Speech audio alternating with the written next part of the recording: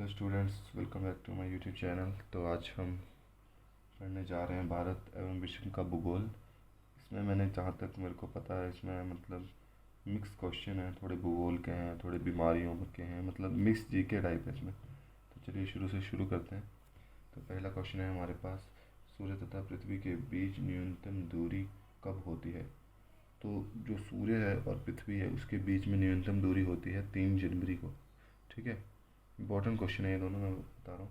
सूर्य से पृथ्वी की अधिकतम दूरी कब होती है? एक होती है मतलब न्यूनतम, सबसे कम दूरी होती है 3 जनवरी को, और सबसे जो मतलब अधिकतम दूरी होती है वो होती है 4 जुलाई को। ठीक है।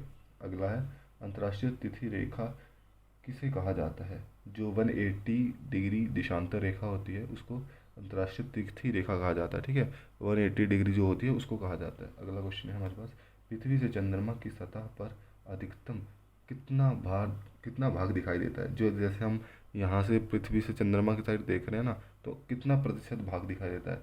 जो वो दिखाई देता है 59% भाग दिखाई देता है चंद्रमा का। ठीक है, ये क्वेश्चन भी इंपॉर्टेंट बन जाता है। तो अगला क्वेश्चन है हमारे पास, पृथ्वी से सितारों की दूरी को किस इकाई में मापा जाता है? जो जो डिस्टेंस होता है उसको लाइट ईयर में नापा जाता है। सीधा क्वेश्चन यही है, डिस्टेंस लाइट ईयर में नापा जाता है। ठीक है, दूरी का फार्मूला पता ही है आपको कि लाइट ईयर है। ठीक है। अगला क्वेश्चन है, चंद्रमा की सतह पर किसी वस्तु का जो चंद्रमा पर जाएंगे तो किसी वस्तु का जो द्रव्यमान होगा वो स्थिर रहता है, केवल भार में कमी आती है। जो उसका द्रव्यमान होगा ना वो स्थिर रहेगा पर भार में कमी आएगी। ठीक है। पृथ्वी के निकटतम सितारे सितारे से प्रकाश को पृथ्वी तक पहुंचने में कितना समय लग जाता है? अब पृथ्वी से जो प्रकाश है ना, सितारे के प्रकाश को पहुंचने में 4.3 ईयर वर्ष लग जाता है। पता है आपको? ये इंपॉर्टेंट क्वेश्चन है। ठीक है, आगे है, कौन सा धूमकेतु पृथ्वी से प्रत्येक 76 वर्ष बाद दिखाई देता है? जो हेली हेली करके कॉमेट है ना, वो 76 वर्ष बाद दिखाई देता है। तो ये क्वेश्चन आ सकता है, ये भी इंपॉर्टेंट, मतलब सारे क्वेश्चन मतलब आ चुके हैं पेपर में, ऐसा नहीं है कि कोई क्वेश्चन नहीं आया है। तो मतलब ऊपर से हमें पता होना चाहिए। ऐसा तो नहीं पता है कि क्वेश्चन कोई भी रिपीट हो सकता है। तो हाँ, तो इसको भी आपने मतलब रखना है। अति उत्तम ज्वार कब होता है? जब अमावस्या तथा पूर्ण जब अमावस्या तथा पूर्णमासी होती है उसी दिन उच्च ज्वार होता है, उच्च ज्वार। ठीक है, ये क्वेश्चन भी ठीक है। आगे, वायुमंडल की परत का सही क्रम क्या है? अब जो हमारी जैसे 5 लेयर हैं वो क्या है? पहले आती है शोभ मंडल, चुंबकीय मंडल, फिर समताप मंडल, ब्रह्म मंडल। ठीक है, ये मंडल ये अपनी वो है, मैं आपको अलग टॉपिक पढ़ाऊंगा इसमें। ठीक है, इसमें ज़्यादा आपको देखने की जरूरत नहीं है। ठीक है। अगला आता है आयतन। आयतन के दृष्टिकोण से वायुमंडल में सबसे महत्वपूर्ण गैसें हैं। जो आयतन जो जिनका वॉल्यूम सबसे ज़्यादा है, तो सबसे ज़्यादा है ऑक्सीजन, कार्बन डाइऑक्साइड। ठीक है, ऑक्सीजन तथा कार्बन डाइऑक्साइड, ये है हमारे पास 2 गैसें हैं जो सबसे मतलब जिनका दृष्टिकोण वायुमंडल में सबसे महत्वपूर्ण गैसें हैं जो हमारी। अब आगे आगे, अधिकांश मौसमी घटनाएं डैश में संभव होती हैं। जो हमारा क्षोभ मंडल है, सारी मौसमी उसमें ही होती हैं, क्योंकि बादल सारे जो उसमें ही आते हैं क्षोभ मंडल में। तो सारी जो मौसमी घटनाएं होती हैं जो आपकी क्षोभ मंडल में आती हैं। ठीक है। आगे आ गया, वायुमंडल में उपस्थित कौन सी गैस परबैंगनी जो जो अल्ट्रावायलेट रेज होती हैं को अवशोषित करती है? Ozone layer. जो ओजोन लेयर है वो यूवी रेज को, आपकी अल्ट्रावायलेट रे को वो करती है। ठीक। आगे आ गया, अगला क्वेश्चन आ गया, किन क्षेत्रों को अशुभ अक्षांशों के नाम से जाना जाता है? ये जो 30 से 40 डिग्री उत्तरी एवं दक्षिणी अक्षांश वाले क्षेत्रों को जो है वो अशुभ अक्षांशों के नाम से जाना जाता है। ठीक है। अगला क्वेश्चन आ गया, समताप मंडल जो जेट विमानों की उड़ान के लिए आदर माना जाता है, इस परत में बादल तथा अन्य मौसमी घटनाएं नहीं होती हैं। जो आपका समताप मंडल है ना, समताप मंडल, उसमें ये बादल बुदल नहीं होते, बादल से ऊपर वाली लेयर है ये। ठीक है, जहाँ पे आपके जेट जो उड़ाए जाते हैं, जेट विमान, क्योंकि उनको उड़ने में इजी रहता है, क्योंकि उस परत में बादल थे ये नहीं होते। तो समताप मंडल याद रखना, ये आपके सौर मंडल से ऊपर वाली परत है। ठीक है। आगे आगे, पवनों की गति पर निर्धारित किस कारण से होता है? वायुदाब वायुदाब से होता है। ठीक है, वायुदाब प्रवणता किसे होता है? ठीक है। किस यंत्र द्वारा आर्द्रता का मापना किया जाता है? जो कि होता है हाइड्रोमीटर। जो यंत्र द्वारा आर्द्रता का मापन किया जाता है वो होता है हाइड्रोमीटर। ठीक है। हिमपात हिमपात तब होता है जब वायु का उषांक हिमांक से नीचे गिर जाता है। जब इसका जो उषांक होता है वो हिमांक से नीचे गिर जाता है तो उसको हिमपात तब होता है, ठीक है। आगे आ गया गल्फ स्ट्रीम। गल्फ स्ट्रीम क्या है? तो गल्फ स्ट्रीम जो है वो एक मतलब अंध महासागर की एक गर्म धारा है जिसको हम गल्फ स्ट्रीम कहते हैं। ये भी कई आ चुका है एक बार पेपर में, तभी यहाँ पे दिया गया है, ऐसा नहीं होता, ठीक है। हिंद महासागर की गर्म धारा है। एक पहले भी मैंने आपको अंध महासागर की बताया था, अभी ये हिंद महासागर है। हिंद महासागर की जो एक गर्म धारा है उसका नाम है अगुलहास धारा, अगुलहास धारा, ठीक है। अब आगे क्वेश्चन आइए, बहुत इंपॉर्टेंट क्वेश्चन है, आया था थोड़ा सा पेपर में। गंगा सिंधु मैदानों में कौन सी मिट्टी सबसे अधिक पाई जाती है? जो गंगा और सिंधु मैदानों में जो है वो मिट्टी पाई जाती है, सबसे ज़्यादा जलोढ़ मिट्टी पाई जाती है, ठीक है। ये क्वेश्चन भी इंपॉर्टेंट, इसको मैं टिक कर रहा हूँ, ठीक है। आइसो होल डैश को समापना रेखा होती है, ये धूप, ठीक है। अगर रिक्टर मापन से किया जाता है, मापन किया जाता है किसका? भूकंप का। रिक्टर माप एक स्केल होता है जिससे भूकंप की आर्द्रता मापी जाती है, ठीक है। किस महाद्वीप में जनसंख्या घनत्व सर्वाधिक है? जो एशिया महाद्वीप है इसमें जनसंख्या घनत्व सबसे अधिक है, ठीक है। यूरेनियम का सर्वाधिक उत्पादन किस देश में होता है? जो यूरेनियम है तुम्हारा सबसे ज़्यादा ये होता है कजाकिस्तान में, ठीक है। यूरेनियम का सबसे ज़्यादा देश होता है कजाकिस्तान में। और संसार में सीमेंट का सबसे बड़ा उत्पादन देश कौन सा है? वो की है चीन। संसार में सबसे बड़ा उत्पादन देश है वो है चीन, ठीक है। फिर कोयले का सर्वाधिक उत्पादन कहाँ होता है? कोयले का भी सर्वाधिक उत्पादन होता है चीन में, ठीक है। तो नेक्स्ट पेज की तरफ बढ़ते हैं, ठीक है। आगे अपना ढूंढ रेखा। ढूंढ रेखा भारत तथा अफगानिस्तान के बीच में, ठीक है।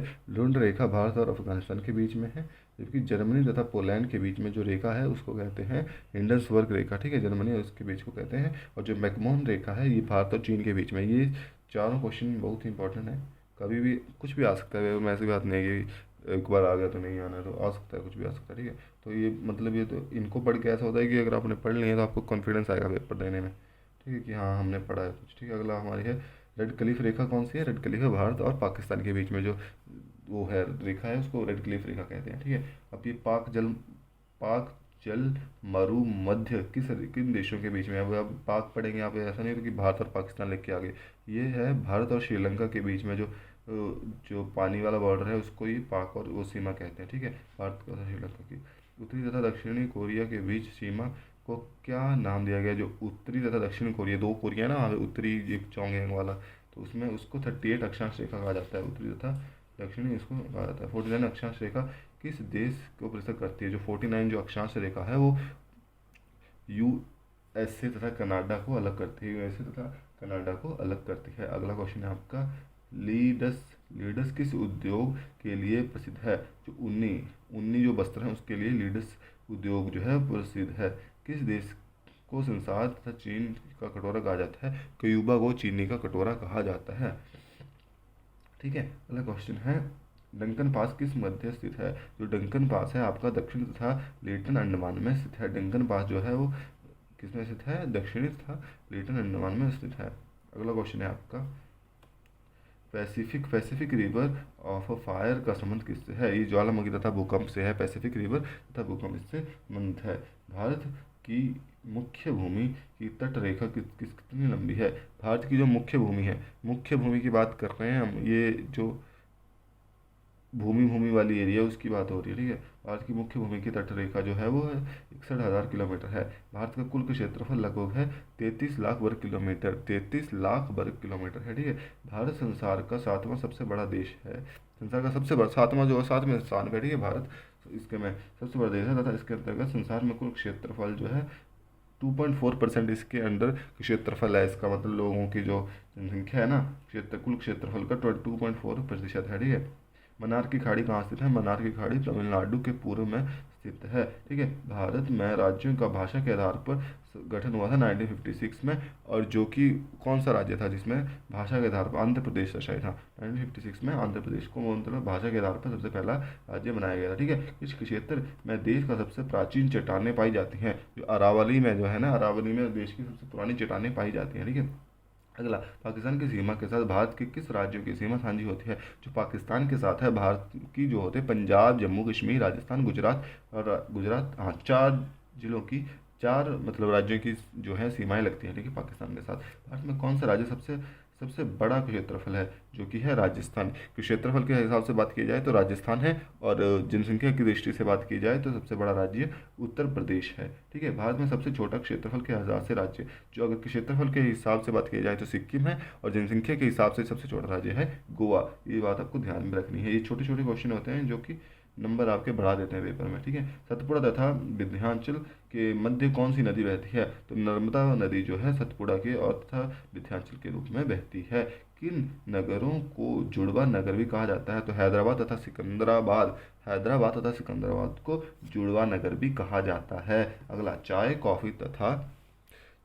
कॉफी तथा शीतोष्ण फलों के बाग समांतर डैश मिट्टी के लिए एक क्षेत्रों में लगाया जाता है। जो चाय कॉफी होती है वो पर्वतीय मिट्टी उनके लिए बहुत ही वो होती है, फर्टाइल होती है उनके लिए, वो पर्वतीय मिट्टियों में अच्छे ग्रो हो जाते हैं वो। ठीक है, आगे आ गया, ब्लास्टर बीमारी किस फसल को विशेष हानि पहुंचाती है? जो ब्लास्टर बीमारी है ये चावल से रिलेटेड है। ठीक है, जैसे लाल वाली जो गन्ने से होती है एक बीमारी, जो लाल लाल गन्ने होते हैं, अलग अलग बीमारियां होती हैं, तो इसमें चावल के लिए एक वो है, कहाँ गया ये, ब्लास्टर बीमारी जो है वो मुख्यतः होती है वो चावलों में होती है। ठीक है, खैरा नामक बीमारी जस्ते की कमी से होती है। तो खैरा नामक बीमारी ये भी एक बीमारी है जो कि चावल में होती है, जस्ते की कमी से होती है। ठीक है, मुर्रा शब्द से क्या अर्थ है?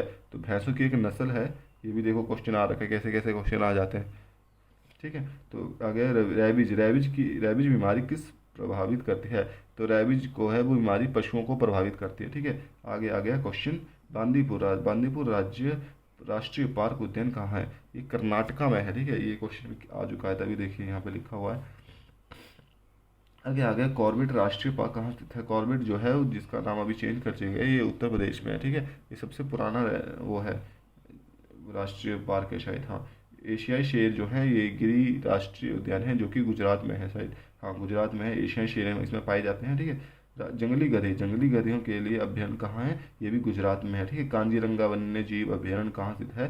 ये भी असम में है। ठीक है, असम में स्थित मानव अभ्यारण्य किस वन्य जीव के लिए प्रसिद्ध है? ये है टाइगर के लिए। जो असम में जो टाइगर रिजर्व है उसको इसके लिए प्रसिद्ध है। ठीक है, कौन सा अभ्यारण्य एक सिंग वाले गैंडे? काजीरंगा। ये मेरे को इतना याद है ना, मैं इसको जैसे एक सिंग वाला गैंडा पढ़ता हूँ तो कभी भी मैं काजीरंगा टिक करके आता हूँ। ठीक है, प्रसिद्ध घना घना हाँ, घाना पक्षी विहार कहाँ स्थित है? ये है भरतपुर में। ठीक है, आगे झूम शब्द से क्या व्याख्या है? झूम एक प्रकार की खेती है जो कि एक प्रकार की कृषि है। ठीक है, झूम किस फसल को उगाने के लिए खेतों में पानी भरा रखने की आवश्यकता होती है? ये आप क्वेश्चन आप मेरे को कमेंट सेक्शन में बताएंगे। ठीक है, ये वाला क्वेश्चन मैं लिख देता हूँ। ठीक है, ये वाला, किस फसल को उगाने के लिए खेतों में पानी भरा रखने की आवश्यकता होती है? अगर किसी को पता है इसका आंसर तो कमेंट सेक्शन में ज़रूर लिखिए, मैं आपके कमेंट का वेट करूँगा। ओके, तो आज की वीडियो के लिए इतना ही। Thank you so much. Like share and subscribe. Bye.